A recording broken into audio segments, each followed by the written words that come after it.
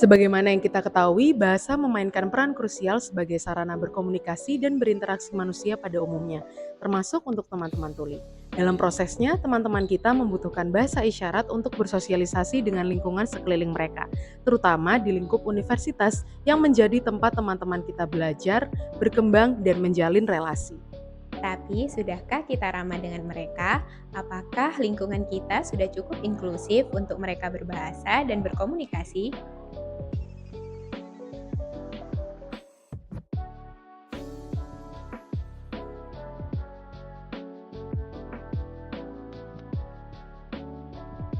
Bisindo atau Bahasa Isyarat Indonesia merupakan salah satu sarana komunikasi untuk teman-teman dengan keterbatasan rungu dan wicara, bersama dengan Sistem Isyarat Bahasa Indonesia atau biasa disebut SIBI.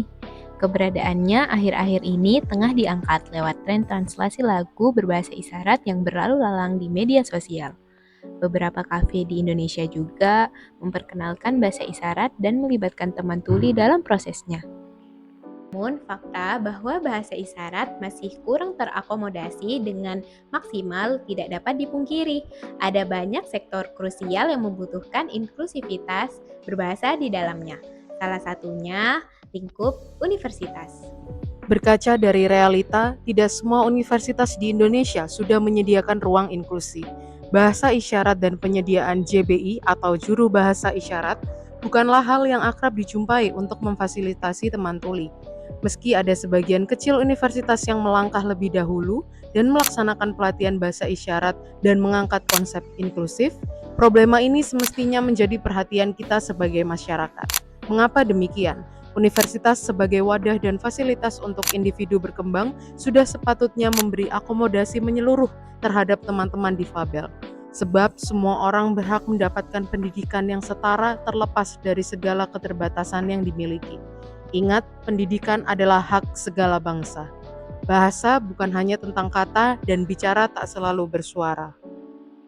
Lantas, apa tanggapan mahasiswa terkait topik ini? Kami berbincang dengan Kak Yoke, Kak Suraya, dan Naya untuk tahu jawabannya.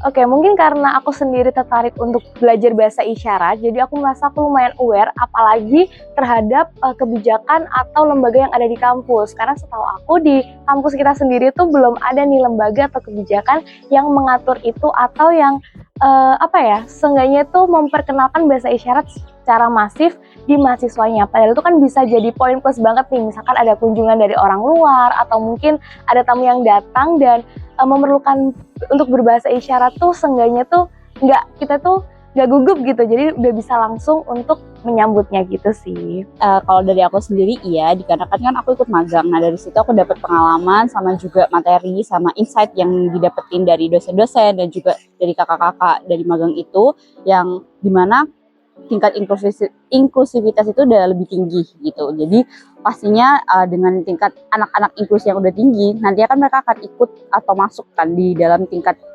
pendidikan yang lebih tinggi lagi, yaitu perkuliahan, sehingga otomatis semakin banyak anak-anak inklusi yang ada di dalam lingkungan kampus yang membutuhkan bantuan, terutama dalam berkomunikasi. Oke, jadi menurut saya cukup aware dengan keadaan inklusivitas berbahasa di lingkungan universitas ini. Seperti contohnya, saya itu sangat tertarik dengan mempelajari bahasa-bahasa isyarat. Nah, beberapa pelatihan atau beberapa seminar yang pernah saya ikuti itu salah satunya pernah ada seminar yang dilakukan oleh, saya lupa, CIMSA atau AMSA di FK UNER. Dan situ diajarkan mengenai bagaimana berbahasa isyarat, bagaimana do and don't-nya ketika kita berbicara dengan teman-teman tuli. Jadi seperti itu. Jadi saya rasa saya cukup aware dengan ketika saya memiliki hasrat, memiliki keinginan untuk melakukan pembelajaran tentang bahasa isyarat itu sendiri.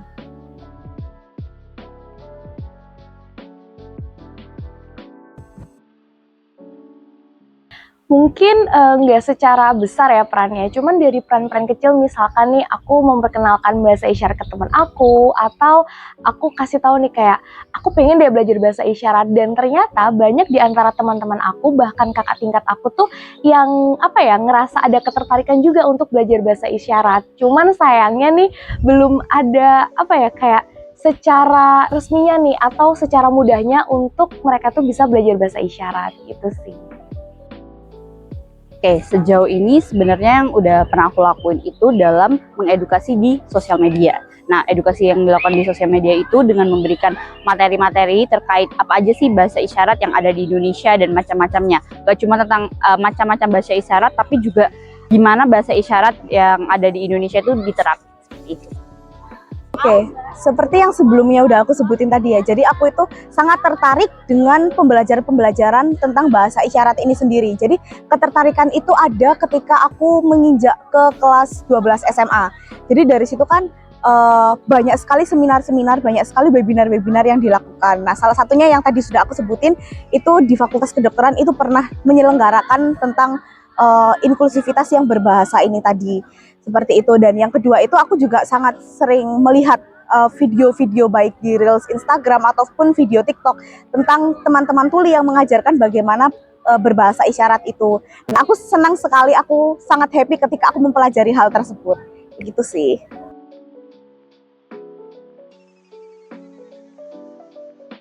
Mungkin aku cuma bisa berharap entah itu adanya lembaga atau mungkin kebijakan kampus atau mungkin ada webinar atau seminar yang diadakan di fakultas manapun itu deh yang bisa untuk jadi wadah bagi teman-teman di tingkat kampus itu yang mungkin tertarik untuk belajar bahasa isyarat. Harapan dari aku sendiri adalah semoga bukan hanya dari lingkungan kampus, tapi juga dari teman-teman mahasiswa lainnya bisa dapat membantu dari anak-anak berkebutuhan khusus ataupun inklusi yang ada di kampus. Supaya apa? Supaya anak-anak itu bisa beradaptasi dan nggak punya kesulitan untuk berkomunikasi dengan kita.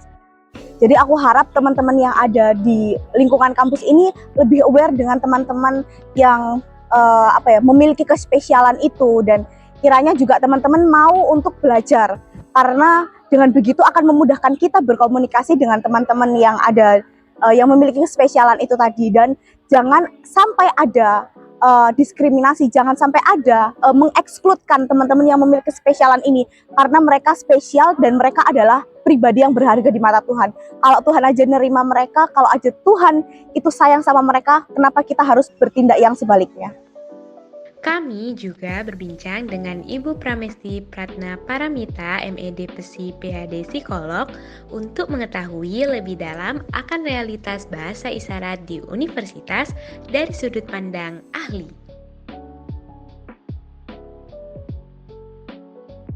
Yang pertama adalah bagaimana lingkungan di dalam universitas itu memiliki pemahaman tentang kondisi-kondisi kekhususan dan juga disabilitas, begitu. Nah, khususnya terkait inklusi terhadap penyandang disabilitas di lingkungan perguruan tinggi tentunya ya. Jadi ketika lingkungan itu masih memiliki pemahaman dan pengetahuan yang terbatas, maka seringkali akan ada stigma atau persepsi yang negatif begitu terhadap individu-individu, baik itu mahasiswa maupun dosen maupun staf begitu ya di lingkungan universitas yang mengalami kondisi kekhususan atau disabilitas. Nah, adanya stigma atau persepsi yang negatif itu tentunya bisa berdampak kepada bagaimana mereka memberikan respon atau ini ya, baik dalam berinteraksi sosial maupun dalam beraktivitas akademik. Bagaimana mereka bisa memberikan respon dan berinteraksi dengan rekan-rekan mahasiswa maupun dosen dan staf yang mengalami kondisi disabilitas atau kebutuhan khusus begitu. Nah, kemudian tantangan lain mungkin terkait juga dengan sarana prasarana begitu ya. Kalau kita bicara dalam konteks inklusivitas secara umum. Ada beberapa rekan dan juga teman berkebutuhan khusus atau penyandang disabilitas yang mungkin membutuhkan dukungan khusus dalam kaitannya dengan sarana prasarana. Misalnya teman-teman penyandang disabilitas penglihatan, mungkin mereka yang mengalami kebutaan total begitu ya ataupun parsial, bisa jadi mereka akan membutuhkan layanan pendidikan dalam hal misalnya seperti software pendukung begitu ya dalam pembelajaran. Kemudian bagaimana materi-materi itu juga disajikan dengan cara yang tentunya akomodatif dan aksesibel gitu. Nah, terkait dengan dampak psikologis, ketika sebenarnya mereka memiliki potensi yang baik secara akademik ya ataupun kognitif, tapi kemudian mereka mengalami hambatan begitu ya dalam hal menyampaikan ide-ide, pemikiran, respon akademik mereka, maka tentunya itu juga bisa memberikan dampak psikologis ya. Mungkin mereka bisa merasa frustrasi, begitu merasa saya sebenarnya bisa mempresentasikan gitu ya, saya bisa menjawab. Tetapi karena teman-teman dan lingkungan saya kurang memahami bahasa isyarat, bisa jadi saya kurang bisa menyampaikan ide-ide dan pemikiran saya seperti teman-teman yang lain begitu. Pada akhirnya hambatan komunikasi itu tentunya juga bisa tadi ya berdampak baik dalam hal akademik maupun interaksi sosial dan pada akhirnya juga bisa memberikan dampak psikologis kepada mahasiswa yang bersangkutan apabila dia memiliki kondisi difabilitas berbahasa isyarat itu tadi. Itu tentunya akan ini ya dampak psikologisnya terkadang juga tidak hanya berkaitan dengan diri rekan mahasiswa difabel itu, tapi juga bisa berdampak kepada teman-temannya. Ya, mungkin teman-teman ketika mereka tidak memiliki kemampuan berbahasa isyarat yang cukup ya. Mungkin di antara kita ada yang cukup memiliki kemampuan berbahasa isyarat tapi masih dalam konteks sehari-hari begitu ya. Tapi tentunya akan berbeda ketika kita konteksnya berdiskusi, hal-hal yang sifatnya ilmiah, akademik terkait dengan muatan-muatan akademik. Nah, itu juga tentunya bisa memberikan dampak psikologis tidak hanya pada rekan mahasiswa difabel atau teman tuli yang berbahasa isyarat, tapi juga kepada teman-teman di kelas gitu ya. Bagaimana ya komunikasinya? Saya ingin menyampaikan ini, tapi bagaimana cara saya menyampaikannya gitu. Bisa jadi ketika lingkungan itu cukup akomodatif dan inklusif, bisa jadi mereka akan berupaya, berinisiatif untuk mencari cara-cara yang lain. Mungkin dengan mengetik, dengan ditulis gitu ya. Tetapi ketika lingkungan itu masih belum cukup terbuka dan akomodatif, maka itu juga bisa menimbulkan tantangan terkait dengan tadi ya keterbukaan untuk mengeksplorasi strategi-strategi komunikasi yang sesuai dengan karakteristik dan kebutuhan teman-teman difabel berbahasa isyarat. Kunci yang pertama adalah bagaimana kita ya, semua orang yang ada di lingkungan tersebut itu bisa mengembangkan sikap dan keterbukaan, sikap yang lebih positif dan keterbukaan untuk berinteraksi dengan teman-teman difabilitas berbahasa isyarat begitu ya, ataupun juga teman-teman difabel yang lain. Itu mungkin yang sangat penting untuk sebagai titik awal gitu ya. Bagaimana kita mengembangkan sikap yang positif dan juga keterbukaan untuk berinteraksi. Karena apabila sejak awal kita sudah memiliki sikap yang negatif, apabila kita sudah berpandangan bahwa mereka itu sulit gitu ya untuk diajak berkomunikasi pun juga susah, untuk berinteraksi sulit, apalagi untuk bekerja kelompok, bekerja sama dalam mengerjakan tugas. Nah, ketika kita sudah memiliki sikap yang negatif ya, stigma-stigma, stereotip, sulit loh untuk berinteraksi dengan mereka, maka sebenarnya itu juga akan menjadi penghambat gitu ya. Kita akan seperti tertutup begitu untuk membuka jalur-jalur komunikasi dan untuk mencari tadi itu, untuk membangun inisiatif, untuk mencari strategi bagaimana supaya kita bisa membangun interaksi dan komunikasi dengan teman-teman difabel berbahasa isyarat. Kemudian yang kedua, tentunya kita juga bisa membangun upaya-upaya untuk belajar begitu. Meskipun memang pasti tadi ya, tentunya perlu diawali dengan keterbukaan. Dan dari keterbukaan itu bisa ditumbuhkan adanya keinginan untuk belajar bersama. Sudah banyak sekali lembaga-lembaga sekarang ya, baik secara offline ataupun yang menawarkan secara online itu media-media untuk belajar bahasa isyarat. Banyak upaya yang bisa kita lakukan selanjutnya untuk mengembangkan keterbukaan dan lingkungan yang lebih inklusif dan juga mendukung teman-teman dari komunitas difabel berbahasa isyarat. Nah, terkait dengan tadi ya pembelajaran bahasa isyarat, saat ini pun saya rasa sudah banyak aktivitas yang dilakukan oleh mahasiswa gitu. Baik dalam lingkup informal maupun sebagai bagian dari aktivitas kemahasiswaan di kampus yang kemudian mereka menyelenggarakan sesi-sesi untuk belajar bahasa isyarat bersama gitu. Nah, itu tentunya juga akan sangat baik ya karena di satu sisi itu memberikan ruang belajar bagi teman-teman di lingkungan universitas secara lebih luas dan di sisi yang lain itu juga bisa mendorong inklusivitas. Secara tidak langsung misalnya ketika di fakultas, itu fakultas kita misalnya, itu belum ada teman difabel yang berbahasa isyarat. Tapi ketika ada aktivitas-aktivitas belajar bersama untuk menggunakan bahasa isyarat, maka di dalam konteks belajar itu juga akan ada interaksi dengan pengajar yang seringkali juga merupakan teman tuli, begitu. Dan itu nanti bisa kemudian menimbulkan menjadi pemicu bagi teman-teman yang lebih luas lagi untuk turut belajar dan berpartisipasi dalam mengembangkan lingkungan yang lebih inklusif, gitu. Institut dan perguruan tinggi masih memiliki tugas penting untuk membangun inklusivitas berbahasa dalam berbagai aspek pembelajaran dan komunikasi.